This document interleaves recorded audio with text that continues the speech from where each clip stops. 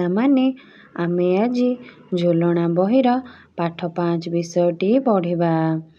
ଆସ ଚିତ୍ର ଦେଖି କଥା ହେବା। ପ୍ରସଙ୍ଗ ହେଉଛି ଆମ ଜୀବ ଜଗତ। ଦେଖ ଏ ଚିତ୍ରରେ ତୁମେ କ'ଣ କ'ଣ ସବୁ ଦେଖୁଛ ମୋତେ କହିଲ। କ'ଣ କ'ଣ ସବୁ ଦେଖୁଛ? ଦେଖ ଏଠି କ'ଣ? ଏଠି ପାହାଡ଼ ଦେଖୁଛ। ଏଠି କ'ଣ? ଏଠି ଝରଣା ବହୁଛି, ଝରଣା ଦେଖୁଛ।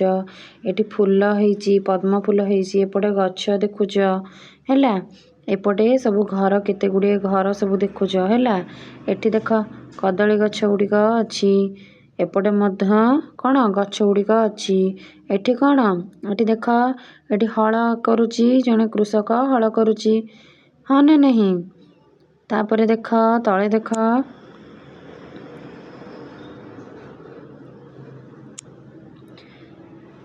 ଏଠି ଦେଖ ଏଠି ସବୁ ଗାଈମାନେ ଅଛନ୍ତି ହେଲା।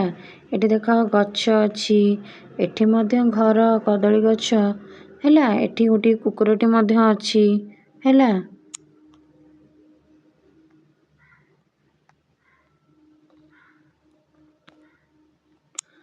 ଆଉ କ'ଣ ଦେଖୁଛ? ଏଠି ଦେଖ ଏଠି ମୟୂରଟି ମଧ୍ୟ ଏଠି ଅଛି। ଘର ଉପରେ ଏଠି କ'ଣ କରିଛି? ଅଛି। ଆଉ ଏଠି କ'ଣ ପକ୍ଷୀମାନେ ଅଛନ୍ତି। ଗୋଟେ ଛୋଟ କୁନି ପିଲାଟିଏ କ'ଣ କରୁଛି? ଗୋଟେ କୁନି ପିଲାଟିଏ ଏଠି ପକ୍ଷୀମାନଙ୍କୁ ଖାଇବାକୁ ଦେଉଛି ହେଲା। ଏଠି ଦେଖ ଏଠି ଗୋଟେ ଝିଅଟି କ'ଣ କରୁଛି? ସ୍ନେହର ଭାବରେ ସେ କ'ଣ କରୁଛି? ବିଲେଇକୁ ଖାଇବାକୁ ଦେଉଛି ହେଲା। ଏଠି ଦେଖ ଛେଳିମାନଙ୍କୁ ଦେଖ, ଛେଳିମାନେ ଏଠି ଅଛନ୍ତି ହେଲା। ପରବର୍ତ୍ତୀ ଚିତ୍ରକୁ ଯିବା।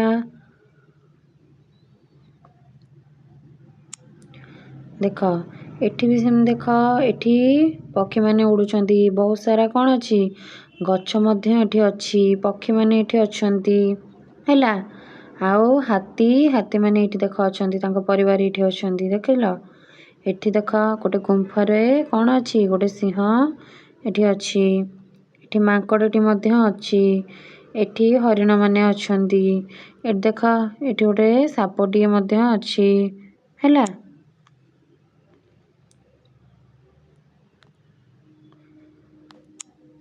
ଏଠି ଦେଖ ଝରଣା ଅଛି ହେଲା। ଏଠି ବାଘ ଦେଖୁଛ, ଏଠି ବାଘ ଅଛି। ଏଠି ମାଙ୍କଡ଼ କେଉଁଠି ବସିଛି? ଗୋଟେ ଗଛ ଉପରେ ବସିଛି। ଏଠି ଦେଖ ଗୁଣ୍ଡୁଚି ମୂଷା ଅଛି ହେଲା। ଏଠି ଦେଖ ଗୋଟେ ପିଲାଟି କ'ଣ କରିଛି?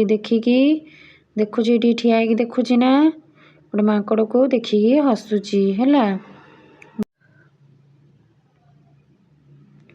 1 ନମ୍ବର ଆସ କଥା ହେବା। କ ନମ୍ବର ଏହି ଚିତ୍ରରେ କ'ଣ ସବୁ ଦେଖୁଛ? ତୁମେ ଏହି ଚିତ୍ରରେ ଯାହା ଯାହା ସବୁ ଦେଖୁଛ ସେଗୁଡ଼ିକ ସବୁ କହିବ। ଯେପରିକି ତୁମେ ବାଘ, ତାପରେ କ'ଣ ମାଙ୍କଡ଼ମାନଙ୍କୁ ଦେଖୁଛ, ପକ୍ଷୀମାନଙ୍କୁ ଦେଖୁଛ ହେଲା, ହାତୀମାନଙ୍କୁ ଦେଖିଲ। ଗୋଟେ ପିଲାଟି କ'ଣ କରୁଥିଲା? ଗୋଟେ ବିଲେଇକୁ କିଭଳି ଭାବରେ ଖାଇବାକୁ ଦେଉଥିଲା ସେଗୁଡ଼ିକ ଦେଖିଲ। ଆଉ କ'ଣ ଦେଖିଲ? ଆଉ କେତେ ଗୁଡ଼ିଏ ଗଛ, ଘର ହେଲା। ଆଉ ଗୋଟିଏ ପିଲାଟି ପକ୍ଷୀମାନଙ୍କୁ ଖାଇବାକୁ ଦେଉଥିଲା ହେଲା। ସାପ ଏସବୁ ଦେଖିଲ ହେଲା। ଝରଣା ଏଗୁଡ଼ିକ ସବୁ ତୁମେ କହିବ ହେଲା। ଖ ନମ୍ବର ଝିଅଟି କାହାକୁ ଆଦର କରୁଛି? ଝିଅଟି ଗୋଟେ ବିଲେଇଟିକୁ ଆଦର କରୁଛି। ଗ ନମ୍ବର ପୁଅଟି କାହାକୁ ଦାନା ଖାଇବାକୁ ଦେଉଛି? ପୁଅଟି କାହାକୁ ଦେଉଥିଲା? ପକ୍ଷୀମାନଙ୍କୁ ଦେଉଥିଲା ଖାଇବା ପାଇଁ ହେଲା। ଘ ନମ୍ବର ଘରେ ପାଳୁଥିବା ପଶୁପକ୍ଷୀମାନଙ୍କ ନାମ କୁହ। ତୁମେ କେଉଁ କେଉଁ ପଶୁପକ୍ଷୀଙ୍କୁ ଦେଖୁଛ ସବୁ କହିବ। ଯେପରିକି କୁକୁର, ବିଲେଇ ହେଲା, ଛେଳି ଆଉ ଗାଈ ହେଲା, ଆଉ ଶୁଆ। ଚ ନମ୍ବର ଦିଆଯାଇଥିବା ପକ୍ଷୀମାନଙ୍କ ରାବ କର। ଶୁଆ, କାଉ, କୋଇଲି ଏମାନେ ସବୁ କିପରି ଭାବରେ ରାବ କରନ୍ତି ତୁମେ ସେଭଳି ଭାବରେ ରାବ କରିବ। ଯେପରିକି ଶୁଆ କେମିତି କରେ? କେମିତି କୁହେ? ମିଟୁ ମିଟୁ ଏମିତି କୁହେ ନା। କାଉ କେମିତି କୁହେ? କା କା ଏମିତି କୁହେ। କୋଇଲି କେମିତି କରେ? କୁ କୁ ହେଲା। 6 ନମ୍ବର ସେହିପରି ତଳେ ଦିଆଯାଇଥିବା ପଶୁମାନେ କରୁଥିବା ଶବ୍ଦକୁ ନିଜେ କର। ବାଘ କେମିତି କରେ? ବାଘ ହଁ ଏମିତି କରେ ନା ନାହିଁ? ହାତୀ କେମିତି କରେ, ବିଲୁଆ କେମିତି କରେ, ବିଲେଇ କେମିତି କରେ, ମିଆଉ ମିଆଉ। ଏଇଭଳି ଭାବରେ ତୁମେ ସେ ଶବ୍ଦକୁ ନିଜେ କରିବ ହେଲା। 2 ନମ୍ବର, ଗାର ଟାଣି ଯୋଡ଼ିବା। ପାଣିରେ ରହୁଥିବା ଜୀବମାନଙ୍କୁ ଗାର ଟାଣି ପୋଖରୀକୁ ଆଣ ହେଲା। ଯେଉଁମାନେ ସବୁ ପାଣିରେ ରୁହନ୍ତି ସେମାନଙ୍କୁ କ'ଣ କରିବା? ଗାର ଟାଣି ପାଣିକୁ ଆଣିବା ହେଲା। ଦେଖ କୁମ୍ଭୀର ଏଠି ଦେଖ ଦେଇଛି ପାଣିରେ ରୁହେ। ଛେଳି କ'ଣ ପାଣିରେ ରୁହେ? ରୁହେନି। ମାଛ ପାଣିରେ ରୁହେ, ତାକୁ ଆଣିବା ହେଲା। କଙ୍କଡ଼ା ପାଣିରେ ରୁହେ। କୁକୁର ପାଣିରେ ରୁହେ? ପାଣିରେ ରୁହେନି। ବାଘ ପାଣିରେ ରୁହେ? ରୁହେନି। କଇଁଚ ପାଣିରେ ରୁହେ ନା? କଇଁଚକୁ ଗାର ଟାଣି ଆଣିବା ହେଲା। ଗାଈ ରୁହେନି। ପାଣିରେ କ'ଣ ରୁହେ? ପାଣିରେ ରୁହେନି। ତେବେ ଛେଳି, କୁକୁର, ବାଘ ଓ ଗାଈ ଏମାନେ ସବୁ କେଉଁଠି ରୁହନ୍ତି? ବାହାରେ ରୁହନ୍ତି, ପାଣିରେ ରୁହନ୍ତି ନାହିଁ ହେଲା। କୁମ୍ଭୀର, ମାଛ, କଙ୍କଡ଼ା ଓ କଇଁଚ ଏମାନେ ସବୁ ଜଳଚର ପ୍ରାଣୀ ଅଟନ୍ତି ହେଲା। ଏମାନେ ସବୁ ପାଣିରେ ରୁହନ୍ତି।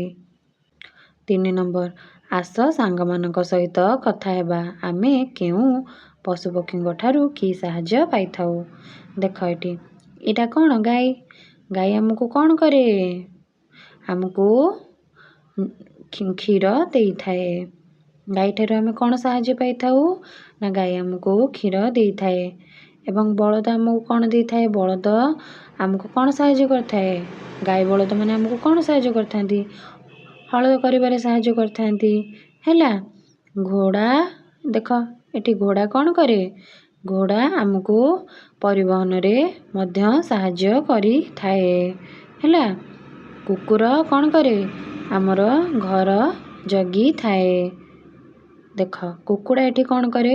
କୁକୁଡ଼ା ଆମକୁ କ'ଣ କରେ? ଅଣ୍ଡା ଦିଏ ଏବଂ ଆଉ କ'ଣ କରେ? ସେ ନିଜ ମାଂସ ମଧ୍ୟ ଆମକୁ ଦେଇଥାଏ। ଆମେ କ'ଣ କରୁ? ଆମେ ତା ମାଂସ ଖାଉ ନା ନାହିଁ ହେଲା। 4 ନମ୍ବର, ଆସ ଚିତ୍ର କରିବା। ଚିତ୍ରରେ ରଙ୍ଗ ଦେବା ଓ ତା ନାମ ଲେଖିବା ହେଲା। ଦେଖ ଏଇଟା କ'ଣ? କୁମ୍ଭୀର ହେଲା। ଲେଖିବ ଏଠି କୁମ୍ଭୀର ହେଲା। ଏଠି କ'ଣ କରିବ? ରଙ୍ଗ ଦେବ ତାକୁ। କୁମ୍ଭୀରର ରଙ୍ଗ କେମିତିକା? ଯିଏ ଯେଉଁଭଳି ରଙ୍ଗ ସେଇଭଳି ରଙ୍ଗ ତମେ ଦେବ ହେଲା। ଏଇଠି ଏମିତି ଦେବ ହେଲା।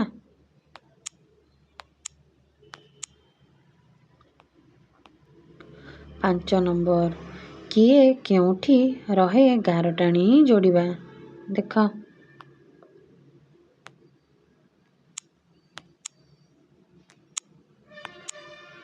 କୁକୁଡ଼ା କେଉଁଠି ରୁହେ? ବାଡ଼ିରେ ରୁହେ।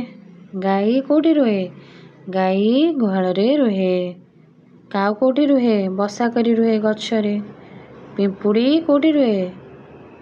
ପିମ୍ପୁଡ଼ି ହୁଙ୍କାଠି ରୁହେ ହେଲା। ଏମାନଙ୍କର ହେଉଛି ଏଗୁଡ଼ିକ ବାସସ୍ଥାନ ହେଲା। 6 ନମ୍ବର, ଅକ୍ଷର ଯୋଡ଼ି ଶବ୍ଦ ଗଢ଼ିବା, ଲେଖିବା ଓ ପଢ଼ିବା। ଯେଭଳି ଭାବରେ ଦେଖ ଏଠି ଅଲଗା ଅଲଗା ଘରେ ସବୁ ଦେଇଛି। ଦେଖ ରାଗ ହେଲା। ସେଇଭଳି ଭାବରେ ଦେଖ ଅରଟ ହେଲା। ଏଠି ଦେଖ ମଗ ହେଲା। ଚାମଚ ହେଲା। 7 ନମ୍ବର, ଚିତ୍ର ଦେଖି ନାମ ଲେଖିବା ହେଲା। ଏଇଟା କାହାର ଚିତ୍ର ଦେଖିଲ? ଏଇଟା ହେଉଛି କ'ଣ? ଟଗର ହେଲା। ଏଇଟା କ'ଣ? ନା ଏଇଟା କୁମ୍ଭୀର ହେଲା। ଆଉ ଗୋଟେ ଜିନିଷ ତୁମେ ବି ଲେଖିପାରିବ ନା କ'ଣ? ମଗର ହେଲା। ମଗର ହେଲା। ଏଇଟା କ'ଣ? ଦେଖ ଗରା ହେଲା।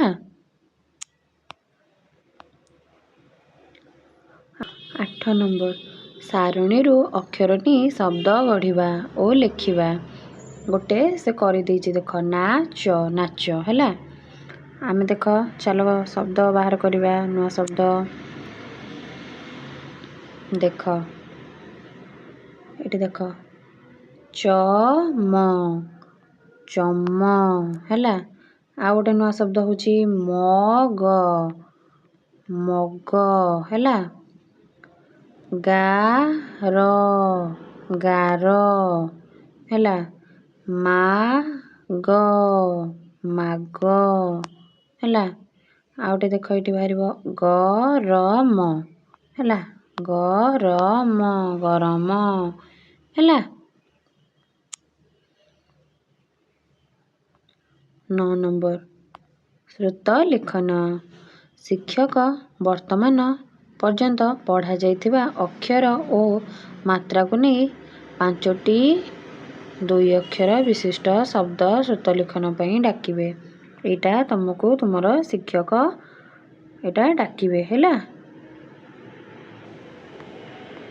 10 नंबर आस खेली खेली शिखिबा हाथ आंगुली साहाय्य मयूरर चित्र करिबा। सूचना शिक्षक पिलामानक हाथ पापुली रे रंग छाप दे मयूरर आकृति करिवे। देख एटी देइची ये जो ब्लैंक्सटा देइची सेइथिरे तुम करिवो हला। एटा तुमको स्कूल रे तुमर कौन करिवे तुम शिक्षक कौन करिवे तुम तुम हाथ रे कौन रंग छाप नेब छाप नहीं एठी कौन करिवो छापिबो हला। छापिला परे तुमे गोटे सुंदर मयूरर चित्र करिवो हला।